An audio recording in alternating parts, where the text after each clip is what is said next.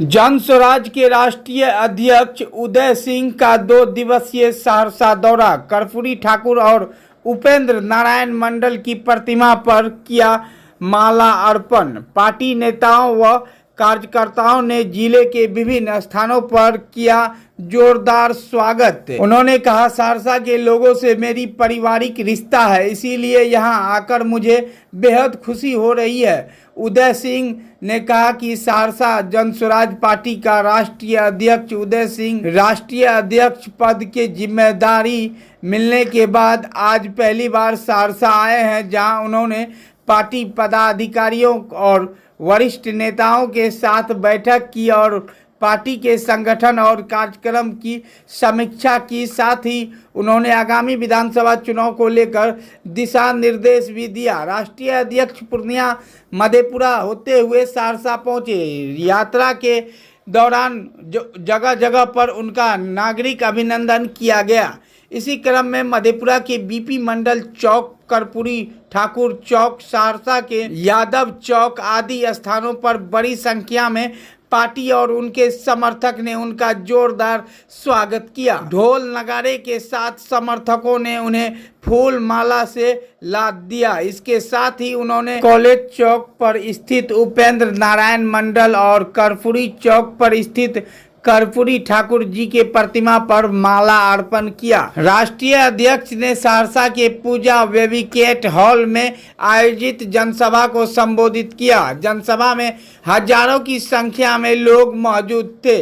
जनसभा की शुरुआत में अहमदाबाद विमान दुर्घटना में हुए दुखद मौतों को लेकर 2 मिनट का मौन व्रत रखकर श्रद्धांजलि दी गई। जनसभा को संबोधित करते हुए उन्होंने कहा कि मेरा सहरसा के लोगों से पारिवारिक रिश्ता है और यहां आकर मुझे बेहद खुशी हो रही है। और उन्होंने बताया कि जन स्वराज करोड़ों लोगों के द्वारा बिहार में बदलाव लाने का संकल्प के साथ साथ बनाई गई पार्टी है, जो बिहार में बदहाल शिक्षा और स्वास्थ्य व्यवस्था एवं भ्रष्टाचार, पलायन, गरीब, बेरोजगार आदि कई समस्या हैं और इससे सभी वाकिफ हैं। लेकिन बिहार की प्रमुख राजनीतिक दलों के पास इन समस्याओं का कोई ठोस समाधान नहीं है। इसीलिए जन स्वराज के बिहार की समस्याओं का ठोस समाधान पेश किया है और उन्होंने दूर करने का संकल्प भी लिया है। इसके साथ ही उन्होंने कहा कि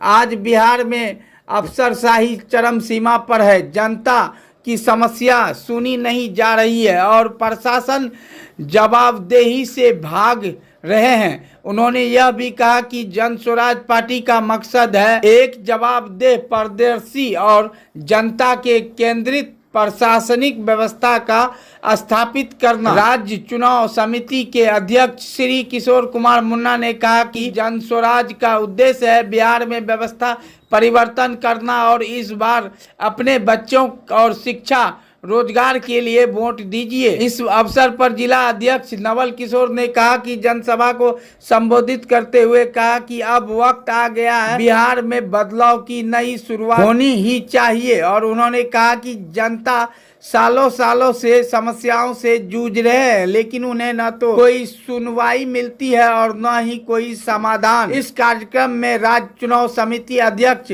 किशोर कुमार मुन्ना, मंडल संयोजक सुरेंद्र यादव, जिला अध्यक्ष नवल किशोर सिंह, पूर्व जिला युवा अध्यक्ष सोहन झा, पूर्व कार्यालय प्रभारी विमल कांत झा, जिला मुख्य प्रवक्ता पीयूष प्रसाद, जिला प्रभारी किशोर कुमार, प्रदेश कार्यकारिणी सदस्य शमीम अनवर, मधेपुरा जिला अध्यक्ष दीप नारायण यादव, जिला महासचिव मोहम्मद इरफान खान, जिला महिला अध्यक्ष प्रियंका झा, जिला युवा अध्यक्ष अनिल मेहता, अनुमंडल युवा अध्यक्ष मंटू कुमार, अनुमंडल अध्यक्ष नवलेश सिंह, अनुमंडल महिला अध्यक्ष नीलू देवी, प्रदेश महाकार्यकारिणी सदस्य कुमारी नूतन और मंच संचालक विधानसभा प्रभारी अमृत राय आदि जिले के प्रखंड के सभी पदाधिकारी और कार्यकर्ता मौजूद थे। आगे देखिए क्या कुछ जानकारी दे रहे हैं। बारे में तो मैंने पहले ही कहा, यहाँ अजीब अजीब तरह की भावनाएं उठ रही हैं। एक भावना उठ रहा है कि हाँ, मैं बड़े पार्टी के बड़े जिम्मेदार जगह पर हूँ तो मुझे वो जिम्मेदारी को निभाना है। लेकिन दूसरी भावना जो उठ रही है वो ये कि मैं अपने घर आया हूँ, मेरा यहाँ लोगों से एक पारिवारिक रिश्ता है, इसलिए बहुत ही अच्छा लग रहा है सहरसा आने में। चुनावी समय है, इस साल चुनाव होना है, सारी पार्टियां लोगों के पास जा रही है और अपना मैनिफेस्टो बता रही है, जनस्वराज भी पहुंच रही है, लेकिन लोगों में कहीं ना कहीं ये बात चल रही है कि सभी पार्टियां जिस तरह से लोगों को प्रलोभन दे रही है, जनस्वराज भी प्रलोभन दे रही है, इस पर क्या कहना? मैंने आप यहीं बैठे थे, आपने सुना कि मैंने अपने लोगों को क्या कहा है। मैं तो पहले इस बात से चिंतित हूँ कि ठगे हुए लोग जो आज 35 वर्षों से ठगे जा रहे हैं, उनको कोई खास वजह हमें देनी होगी कि वो जनस्वराज पे यकीन करें। और वो मैंने इन लोगों को बताया है, ये सार्वजनिक जगह थी और भी अपने बैठकों में उनसे बात करेंगे कि हम जो भी चीज़ अपने जनता को कह रहे हैं कि जनस्वराज ये करेगी, वो मोटे तौर पे उनको बताया जाए कि वो जनस्वराज कैसे करेगी। और मेरा ये विश्वास है अनुभव के आधार पे कि अगर जनता को आप अच्छे नियत से ठीक तरह से कोई बात समझा दीजिए तो उसको समझ में आ जाती है। राजनीति का सफर आपका सब लंबा रहा है, आपने जनस्वराज पार्टी में राष्ट्रीय अध्यक्ष बतौर काबिज है, अभी क्या अंतर लग रहा है और पार्टियों में जनस्वराज? भाई अन्य पार्टियों में मैं जाया करता था, किसी और की पार्टी होती थी, बना बनाया ढांचा होता था, उस ढांचे में अपने आप को कहीं ना कहीं फिट करना पड़ता था। जनस्वराज जन्म से हम लोगों ने इसकी कल्पना की, इसको बढ़ाया, प्रशांत किशोर जी को देखा कि किस अद्भुत तरीके से एक व्यक्ति, एक अकेला व्यक्ति 2.5 साल अपनी हड्डी गलाकर बिहार के 5000 से ज्यादा गांवों में पैदल घूमकर लोगों में जो उसने विश्वास पैदा किया, तो ये अनुभूति और अन्य दलों की अनुभूति में कोई तुलना ही नहीं है। महागठबंधन के द्वारा जो माँ बहन योजना लाया गया है और बताया जा रहा है चुनाव जीतने के बाद 2500 रुपया दिया जाएगा, इसको कैसे देखते हैं? पहली बात तो मैं उनसे हाथ जोड़कर बड़े विनम्रता से कहूँगा कि अच्छी बात नहीं है, लेकिन गांव भर में ये दो शब्दों को एक साथ जोड़कर लोग दूसरे तरीके से इस्तेमाल करते हैं।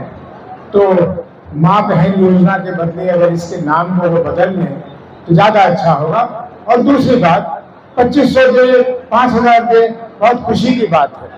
ये जरूर बताएं कि वो कहाँ से देंगे, ये पैसे किस खजाने में से निकालेंगे, उस खजाने की भरपाई कैसे करेंगे, ये पैसे कैसे लाएंगे। क्योंकि जनस्वराज भी कह रही है कि हम 400 रुपए की पेंशन को 2000 रुपए कर देंगे, लेकिन अगर जब पूछेंगे हमारे लोग कि आप 2000 रुपए कैसे कर देंगे, इसकी भरपाई कैसे कर देंगे, तो मैं उनको बताऊंगा कि हम 2000 रुपए की भरपाई ऐसे कर देंगे। इसलिए, और ये मैं नहीं कह रहा, ये उच्चतम न्यायालय ने कुछ साल पहले कहा था, लेकिन उनकी बात अब कोई सुनता नहीं है। उन्होंने कहा था कि राजनीतिक दलों को वादा करने से पहले जनता को ये भी बताना चाहिए कि ये वादा वो पूरा कैसे करेंगे। अब मान लीजिए मैं कह दूं कि आपको मैं 2000 रुपए दे दूंगा और उसके बाद कह दूं कि 50 वर्ष से उम्र के जितने ज्यादा लोग हैं उन पे आज से टैक्स मैंने 50% बढ़ा दिया, क्या ये न्याय होगा या अन्याय होगा? पैसे तो कहीं से लाने हैं ना। तो अगर मैं 2000 रुपए बांटूंगा, 400 के बदले 1600 रुपए ज्यादा दूंगा, तो उसकी भरपाई मुझे कहीं से करनी होगी। इसी तरह तेजस्वी यादव जी कह रहे हैं कि इस योजना या उस योजना के तहत वो 2500 रुपए देंगे, तो बिहार के सामने रखें कि इसका पूरा व्यय कितना है और इस व्यय को वो कहाँ से लाएंगे। अगला प्रश्न, कोसी के पिछड़ेपन को लेकर जनस्वराज क्या कदम उठाएगी? कोसी पिछड़ा तो है, बिहारी पिछड़ा है और उसमें कोसी कुछ ज्यादा पिछड़ा है। आपको जान के शायद हैरानी हो, जो पहला कोसी नदी को बांधने का काम हुआ था, वो सारा काम को मेरे स्वर्गीय पिताजी श्री टीपी सिंह जी ने किया था और वो मात्र 20 वर्ष के लिए वो डैम बनाया गया था, लेकिन वो 80-90 वर्ष तक वो डैम चल रहा है, क्योंकि उस जमाने का काम ऐसे होता था। इसलिए कोसी के क्षेत्र के बारे में मुझे विशेष रूप से मालूम है और कुछ व्यक्तिगत लगाव भी रहा है। यहाँ जब तक कोई वैकल्पिक व्यवस्था नेपाल के साथ बात कर हम लोग नहीं करते हैं, नंबर 1, लेकिन नेपाल पे ही आश्रित नहीं होना है। जो पानी हमारे पास आ जाता है उस पानी को नियंत्रण से कैसे उसको कहां भेजना है, जब तक इसकी एक महत्वाकांक्षी योजना जमीन पे नहीं उतारी जाती तब तक ये समस्या मेरे बोलने से या किसी के बोलने से नहीं पूरा होगा। उसी में मकई, मखाना, मछली का उत्पादन अधिक होता है, लेकिन किसानों को इसका वाजिब मूल्य नहीं मिल पाता है। इसके लिए जन क्या कदम उठाएंगे? आपने अच्छी बात की है। वाजिब मूल्य का परिभाषा हम लोगों को बदलना होगा। एक तो सबसे पहली बात समस्या है कि हमारे किसानों को मजदूर नहीं मिल रहा है। मजदूर नहीं मिलने के बहुत कारण है, तो उसमें पलायन भी एक कारण है, लेकिन वही एक कारण है ऐसा नहीं है। और दूसरा, पूरे विश्व में जो हुआ है, जिसको वो ऊंट के मुंह में जीरा के फोरन की तौर पे बिहार में भी कोशिश की है सरकार ने कि मशीनों का, यंत्रों का इस्तेमाल हो। यंत्रों के इस्तेमाल से किसी भी खेती में लेबर का जो खर्च है वो 50 से 70% कम हो जाता है। जन स्वराज की सरकार आएगी तो दो काम करेगी। मैंने कहा ना कि जन स्वराज की योजनाएं अनेक हैं, हमने बताए वो हैं जो आपको सरल रूप से समझ आए। पहले हमने कहा है कि नगदी खेती के लिए हम मनरेगा से इसको लिंक करके मनरेगा के मजदूर के माध्यम से हम इस खेती को करवाएंगे, लेकिन जो नहीं